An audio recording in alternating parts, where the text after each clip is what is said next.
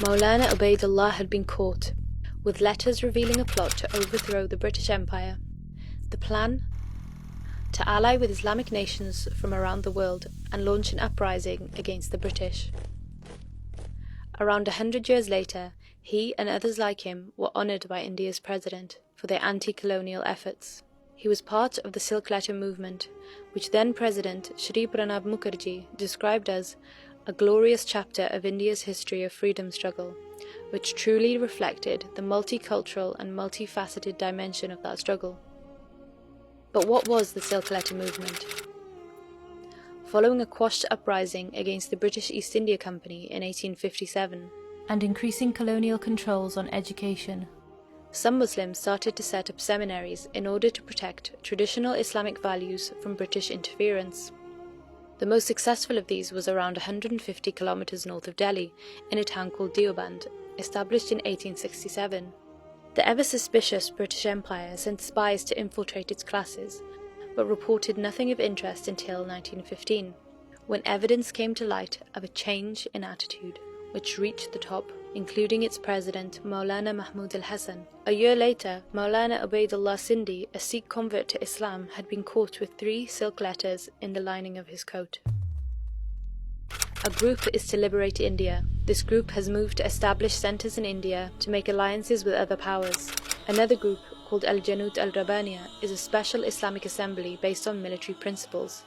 Its first object is to create an alliance amongst Islamic kings.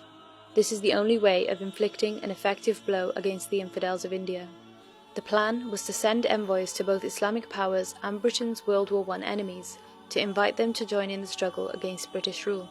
At the onset of the First World War, Maulana Ubaidullah, Maulana Mahmud al-Hasan, and other key figures of Deoband left India to seek alliances with Afghanistan, Germany, and the Ottoman Empire.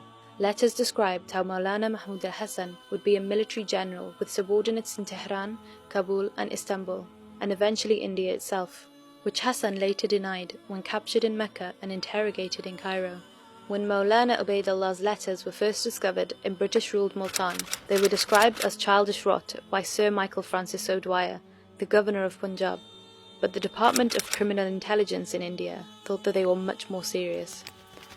British officials produced thousands of pages of analysis, attempting to understand the significance of the letters for the future of British rule. The objects of the conspiracy to wage war, to attempt to wage war, and to abet the waging of war against the forces of His Majesty, or to dispossess His Majesty of the sovereignty of India, were to be effected by exciting religious fanaticism among the Mohammedans of India, by perverted teaching from the Quran, and in other ways by stirring up hatred against the British government among the frontier tribes in Afghanistan, by seeking warlike assistance from the Turkish Empire, and by collecting funds for these ends. After the discovery of the conspiracy, key Deoband figures, including Maulana Mahmud al-Hasan, were arrested and deported to Malta until the end of the First World War, the British fearing a backlash if they were to be imprisoned in India. The story of the Silk Letter movement highlights the British Empire's long history of viewing its Muslim subjects as fanatical.